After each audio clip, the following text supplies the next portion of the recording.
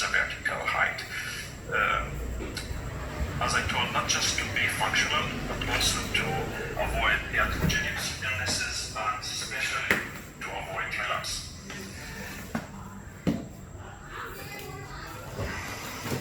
So, we have to get to the next slide.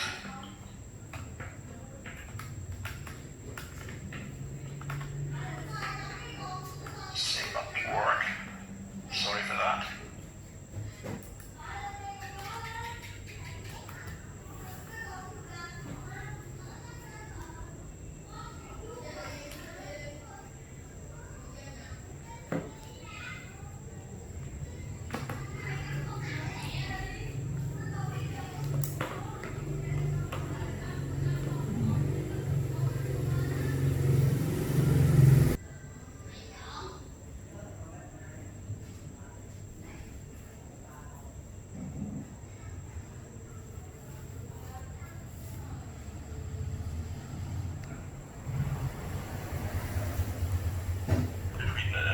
TMD and occlusion, but nothing is 100% sure.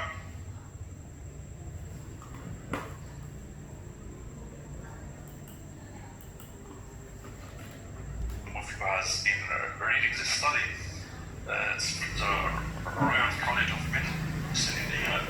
So there's even not an evidence-based, but they are research about that parachute will save your life if you jump from the airplane. So, but I think everybody will take a parachute when you jump from the airplane. So what I want to say is there's a lot of studies and researches going on nowadays about this connection, promising studies, and we hope that we'll get evidence-based studies about that, enough from them, but for now, we will go on with our treatment using the studies we still have and we did for this treatment. So the concept of the progressive diet jumping is 3 steps. The first one is a passive condyle drift. This is just needed in adult patients with forced bites, like class 2 division cases. When this is done, we go to the next step using braces and the SARA and go step by step forward, not like the HAPS system going the whole 6 or 7 millimeter step forward at the same time, but we go step by step, usually about 2 millimeter every 6 to 8 months. And then we need an efficient retention, usually for 1 year, in some high-risk relapse cases, 1.5 years to stabilize the situation. So we'll go through this case to describe this concept. This is the patient who is 48 years old. I had a class 2 TMD problems, and therefore we used a splint for her. We can use a normal acrylic splint, has to be adjusted, no guidance, or use an aqua splint. And usually the result will be the lower jaw, when you open the bite by the splint, will move about 1 to 2 millimeter forward. So this will relieve the bilaminar zone and reposition the condyle in the fossa. And at the same time, we will reduce the overjet about 2 millimeter, which is perfect for the orthodontic treatment, which we'll carry on later. MRI's diagnostic, we don't use a lot because it's just for the disc displacement. We need more information about muscle span and ligaments we cannot get here. So the universal method we use is manual examination. So this is a patient at the beginning of the treatment, class 2 division 2 situation. We started with bracketing the maxilla, then occlusal stops and turbobites in the mandible. In TMD cases, we don't put turbobites in the incisors area because this can increase the compression. We prefer to put it in the posterior area. So the bracketing is the lower jaw, and then we want to avoid surgery in this case. This patient had a whole bicuspid class 2 relationship in the molars. So it's about 6 to 7 millimeter. And this is a maximum you can do by adults. So after the TMG treatment, after the intruding of the incisors, The lower jaw moved about 2 millimeters forward, but we still have about 4 millimeters to treat. And then we used the first vision of the Sabbagh spring that time. This is a case I treated 20 years ago and was the first one worldwide in this age. But you see here, we can achieve a class 1 relationship even in a 48 years old patient. And it took about 15 months to get this result. The idea is to go step by step forward, treat the deep bite, the overjet, and this is a patient after 10 years out of retention with a stable result and a centric relationship and no pain. So what happens in this case is the lower jaw moved a little bit forward. We have a posterior rotation of the lower jaw, a torque of the upper incisors, and the disadvantage we get in all class 2 treatment is the flaring of the lower incisors, which is controlled by about 10 degrees, and we will see today how to manage that. And even here, there's a lot of pro and contra in the literature. The everlasting questions, do you have a skeletal changes, dentoalveolar changes, what happens? So the time in this webinar doesn't allow to go in the details of the studies, but I will show you some of them, which is telling that even in adult rats, there's adaptive growth of the condyle. Dr. Schindler from the University of Gießen in Germany found out also that in adult patients, we have about 21 to 31 skeletal changes, which is not a growth, it's the adaptation of the TMJ. And she told that this treatment can be alternative to the surgical mandibular advancement in borderline cases, which is for me about 5, maximum 6 millimeter overjet or discrepancy between the upper and the lower jaw. But our surgical team still have enough to do, even if we are nowadays able to avoid surgery in 6 different indications. We had to go to the surgery maybe 10, 15 years ago. We are now able to avoid that. And one of them is class 2 borderline cases, as we saw already. What happens in this patient is a kind of adaptation, TMJ adaptation. It's a condyle capping, as you see here, and a fossa shifting. So the whole condyle and the whole TMJ change and rebuild himself. And this is very nice because we treat the pain and we reduce the sagittal step at the same time.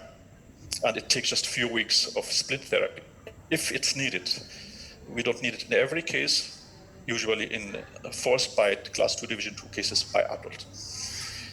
The MRIs are showing that we have a kind of new cartilage after 3 months of advancement, and a few months after we had also new MRI, and we see here a new bone in the craniodorsal area of the condyle.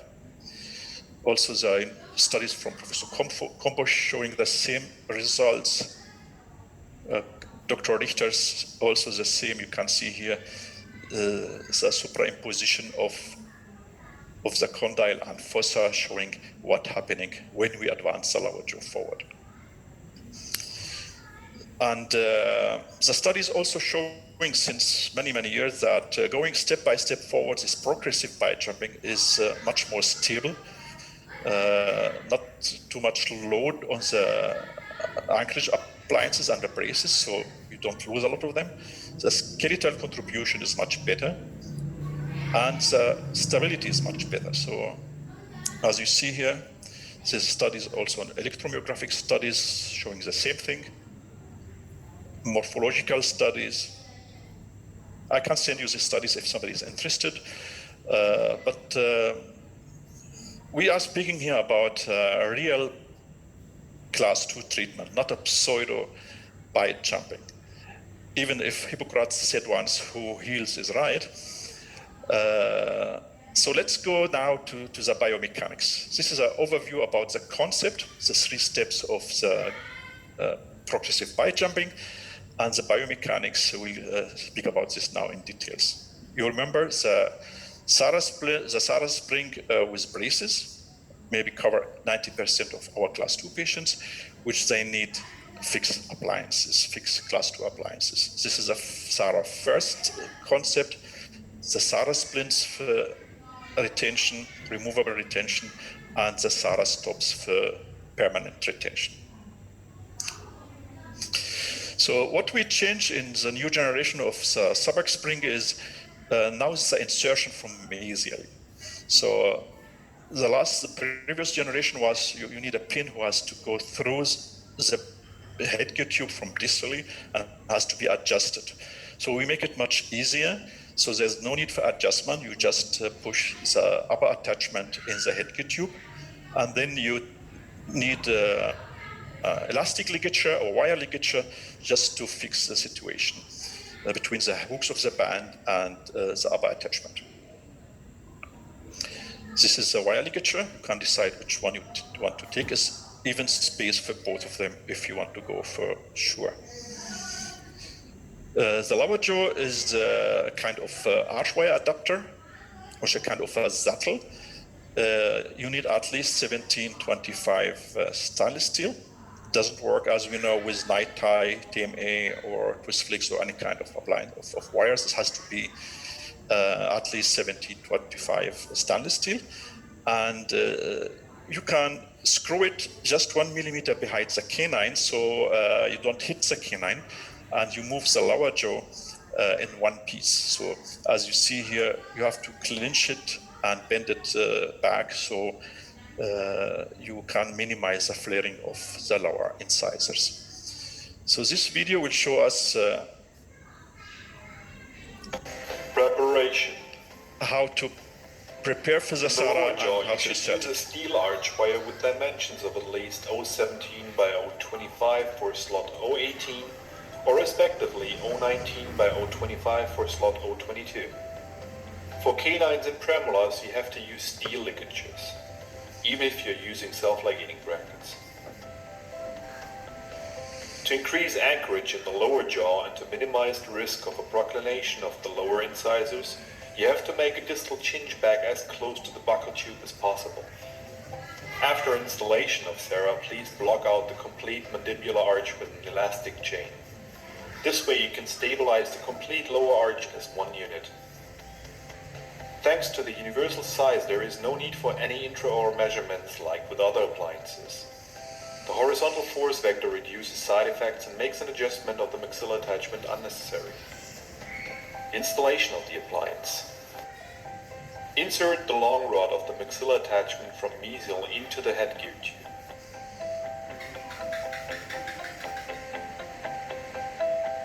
Tighten an elastic or steel ligature from the hook of the buccal tube over the short mesial rod of the maxilla attachment.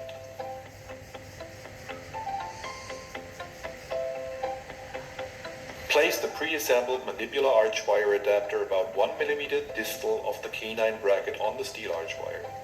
The closed side has to be occlusal. Tighten the screw with the Allen key. Make sure that you do not deform the steel arch wire. Activation of the appliance. SARA is supplied with a pre-assembled 3 Newton spring. It is activated automatically after proper installation. Further activation can be achieved by using the 1 and 2 mm spacer rings supplied with the appliance. According to your needs, you can use one or more of these spacer rings. Just crimp them on the guide rod. For this you can use, for example, Weingart pliers. As the need arises, the 3 Newton spring can be replaced with a 4 Newton spring. To do so, please check under Removal of the Appliance. Removal of the appliance. Open the screw of the mandibular arch wire adapter and remove the guide rod together with the spring by simply pulling it apart. Remove the ligature which secures the maxilla attachment to the hook of the buccal tube. Remove the maxilla attachment together with the guide tube.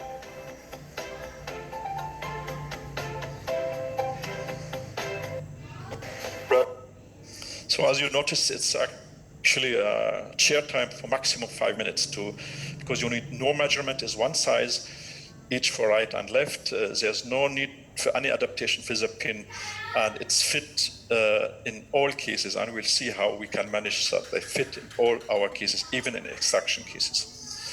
What we are developing now also, it's special brackets. We are calling this big foot brackets. Some colleagues don't like to use bands in their systems, in their treatments. I usually use bands for class 2 mechanics. I think it's more stable, but we have an alternative like this brackets called big foot.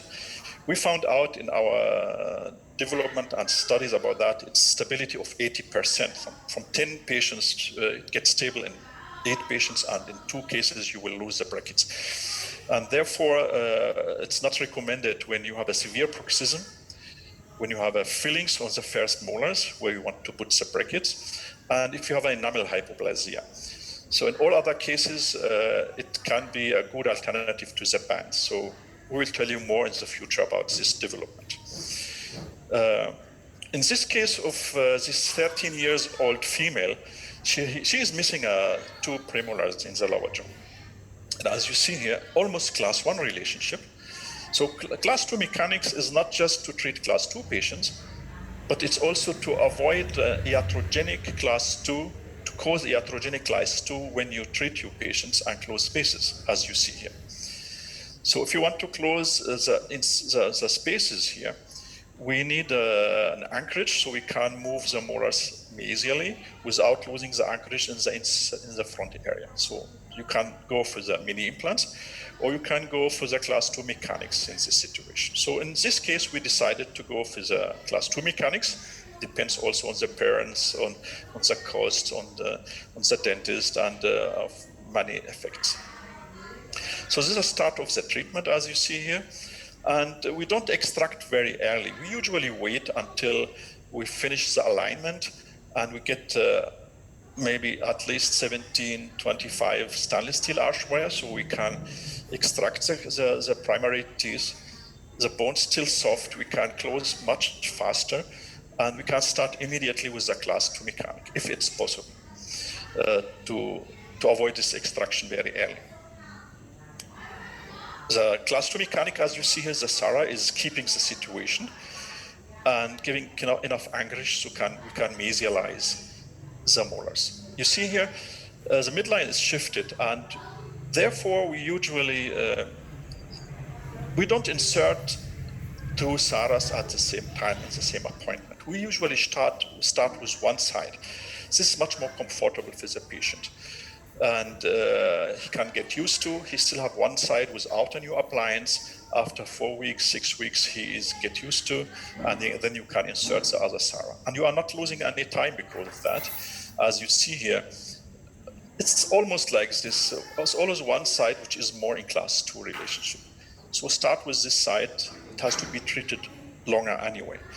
Or we started here on the left side, on the right side, we need some more derotation so we can put the appliance later on this side. So my recommendation is to start with one side, give the patient time to be comfortable, to get used to, and then insert the other side. What you see here, what is the difference between the previous version of Sabbagh spring and the new one, the SARA springs. First, you see here, we needed a pin before. It's not needed anymore. The length is about 8 millimeters shorter, so we have less irritation of the soft tissues in the molars area. And the molars, the second molars is free, so you can band it if you want. You see here, when you put the SARA, there's no collusion with the second molars, so you are free to put brackets, bands, or anything you want on them. Otherwise, it was a little bit more difficult before. And the third thing is, as you see here, is the force. We tried to make the force in the SARA even more horizontally now, so to avoid intrusion and side effects by this mechanic. And as you see here, patients who, not all of them, but a lot of patients who need a class 2 mechanics, fixed appliances, are not motivated patients, and even not brushing their teeth very well. And therefore, we will have some tricks and tips how to manage these cases we will see now. The force of the SARA is pre-programmed. That means if you have a patient with a class 2, as you see here, whole bicuspid, whole premolar class 2 relationship in the molars area, so the force will be 3 Newton, which is a good force, even if you have the second and third molars in the mouth of the patient. If you have a half premolar class 2 relationship, like this patient, the force will be automatically 2 Newton. If you achieved already class 1 relationship or super class 1 relationship, the force will be less than 1 Newton force. So you see the force get less and less when you achieve your class 1 progressively regarding the treatment results. But you can change this if you want. So we have a lot of activations possibilities. You see here we have this spacer or distance rings, 1 or 2 millimeter, so we can add it to the SARA. It's a very easy step actually, just take it with a Weingart. We usually activate 1 millimeter a month or 2 millimeter if the appointments are every 8 weeks. Depends also on the patient, if he has a sensitive teeth, depends on the time you plan for the treatment. But this is the average, 1 millimeter a month to every 2 months. Sometimes we give appointment every 8 weeks. There's also possibility to, even when you are treating adults, sometimes you need more than this 3 Newton force. So we have also a spring which is 4 Newton, and you can change it in very easily. So you screw the attachment in the lower jaw, you open the screw, remove the 3 Newton spring, and you can change it in a 4 Newton spring if you need more force. You want to be faster, you want to treat adult patients and avoid surgery. It's also about 2 minutes share time, and you fix it again in the mouth of the patients. This can be ordered additionally to the SARA system if you need it.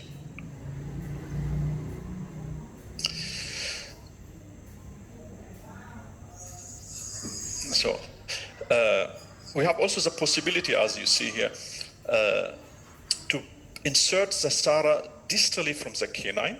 This is a normal situation. But sometimes if you have a very narrow premolars, or if you have an extraction case, so SARA will be too long, and we cannot make it shorter because otherwise it will disinclude when the patient opens his mouth. So therefore, it's possible also to insert the SARA mesially from the canine.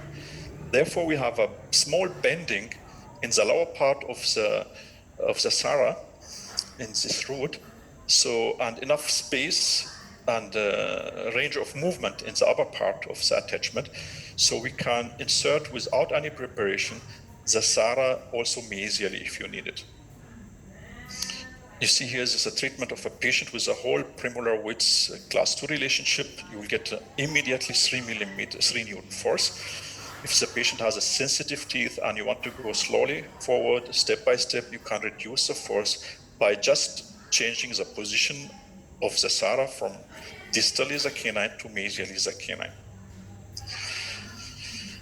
And as I mentioned before, one of the main indications for class 2 fixed functional appliances are patients who are not motivated, non-compliance patients. And unfortunately, this patient with poor motivation are the same patients, as we know. In every clinic, I think it's the same.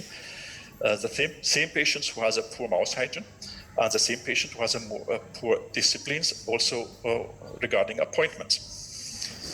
And you can see this here. So actually we have to, if you want to treat this patient, we need a quick fix procedure so we can finish as fast as possible to avoid white spots and damages. We need all steps of prophylaxis, and we need a fixed retainer after that. So, patients who don't wear Bionato, Activato, Elastics headgear are not going to wear the retention appliance also very good enough. And still be, even in this concept, still be a challenge to get always a perfect result and to avoid the white spots. So therefore, we try to get some prophylaxis by using a sealant around the braces, by giving the patients, ortho kit to go, and try to work also with a recall with oral hygienist to try to avoid these white spots and these side effects. In this case of the patient you see here, it's a class 2 division 2 case. Didn't work with removable functional appliances. He was not wearing, so we waited until all premolars are erupted and started with bracketing. And as you know, you can use also class 2 elastics for this case. It's not very severe, but the elastics doesn't move itself in the mouth of the patient, so he wasn't wearing this, and we decided to go for the Sabbagh. This is a patient where we used the previous Sabbagh spring and the new developed Sabbagh, so you can see the changes we developed in this new vision, in the length, in the force, and in the activation. The Sabbagh treat about 1 millimeter a month from the class 2 from the overjet. So that means if you have a 4 millimeter overjet or 5 millimeter overjet, you will take 4 to 5 months to get class 1. We overcorrect, but not like the system of Herbst previously to class 3. We correct just edge to edge position. We keep this edge to edge position for about 2 months, and then we remove the Sabbaghs and start the finishing of the case. This is the end of the treatment, the day of debonding, and you see our 3 retina in the mandible and 2 retina in the maxilla.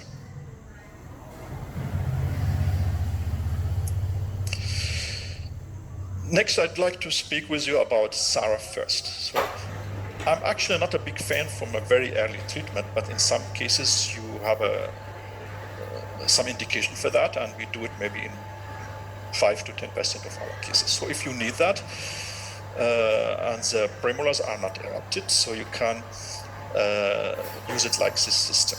In the lower jaw you need bands, even braces are enough. In the upper jaw I usually prefer to put bands. And you have a 1725 stainless steel arch wire if you are using 18 system slots, prescriptions, or 1925 stainless steel if you have 22 slots. And as you see here, you need a bracket for the canine. And you can insert the Sabbagh as we saw before and fix it on the arch wire, who is continuously going from the first molar right to the second, so the first molar on the other side. And the activation can be done also with these distance rings we showed you before. It takes about also 1 month for each millimeter to achieve the class 1 relationship, and then you can start, finish the bracketing and get a good intercuspitation for the occlusion, which is very necessary and important to get a stable result. The Sabbagh can be also used unilaterally, as you see here. In this patient, it's class 2 division 1. We have a non-occlusion on this side, so we need an appliance who can work without the motivation and the cooperation of the patient, who advance the lower jaw and distalize the molars and keep it in position so we can retrude the incisors, as you see here. And as I told before, you see the mouth hygiene is unfortunately always a problem or mostly a problem by these patients who are not cooperative enough. But even if we finish this case under 1 year treatment, and you see, even with all steps we did, you still have some white spots. But I think if you give this patient a headgear and elastics, take maybe 1 more year, and you will have much more damages on the enamel and much more white spots. So as you see here, the closings, leeway space from distally give enough space so the second molars, which were a little bit in retention, get more space so it can erupt. Also, one more case with unilateral SARA. This 12-year-old female, class 2 division 2 case with a midline shift. Also a little bit poor mouth hygiene, crowding in the mandible and in the maxilla. So we cannot get in every details because of the time, but I will go to the special point in this treatment. So as you see here, we have a midline shift, and the dentist found out that the second premolar, the 4-5, cannot be obtained. So he has to extract this 4-5, and we have to close the spaces from distally. This is the start of the treatment. You see the tooth is extracted. And because the midline is shifted to the left, so actually you can start closing the space by using a class 1 mechanic, as you see. But if the patient is not wearing his elastics, not keeping appointment, you can lose your anchorage and get a little bit in class 2 relationship, as you see here.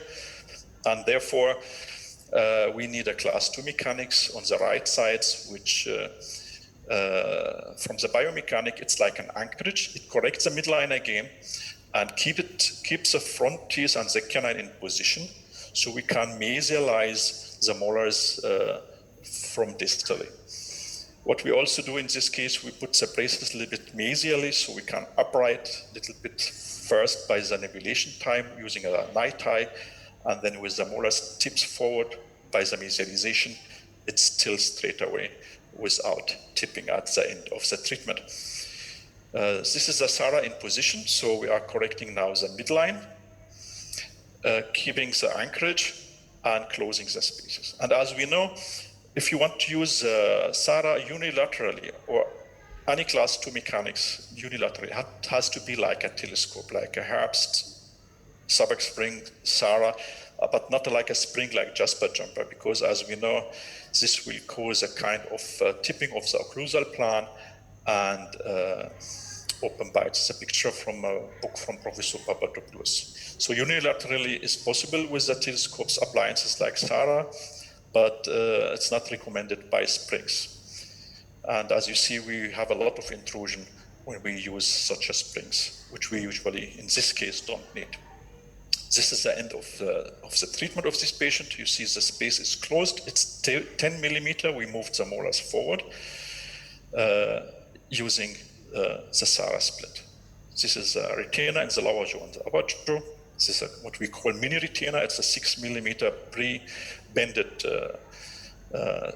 small retainers. You can fix it in the mouth of the patient without any bending or preparation additionally in the mouth. Also, you can use this system to close spaces if the patient lost molars. This patient lost her first molar in the lower jaw, left, has to be extracted, and we wanted to close the spaces from distally. The same philosophy as you see here. You put the SARA unilaterally, and because the force is almost horizontally, you have not a huge tipping, but almost no tipping in the occlusal plan, and you can close these spaces also an average of 1 millimeter a month with using this class 2 mechanics. You see here, you can control the movement. This is a patient after about 10 weeks.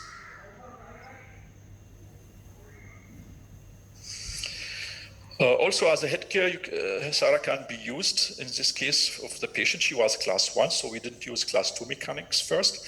We wanted to go for non-extraction and get a distalization.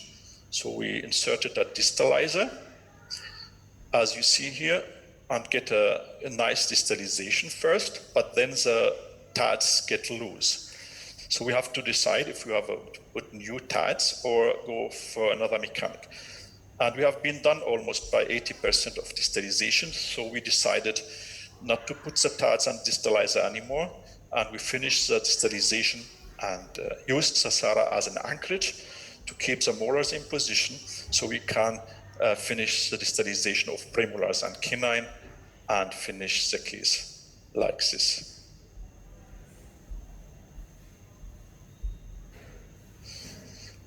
So some sentences for the SARA splints. You see it's a kind of copyplast. It can be used for class 2 retention, class 3 retention, even to stabilize achieved class 1. As you see in this class 3 treatment patients, which he got dyskinetic surgery, you don't have enough dentition to put plates or any other removable appliances. This was the easiest way to stabilize his situation. The patient during the treatment, after the surgery, after the implants, and so we stabilize his situation by this class 3 SARA split. You have just to switch the wings for that. So what we do is we cut from a 3 millimeter vacuum splint material, 3 triangular pieces, which is about 7 millimeter. We fix it in the area of the molars and premolars.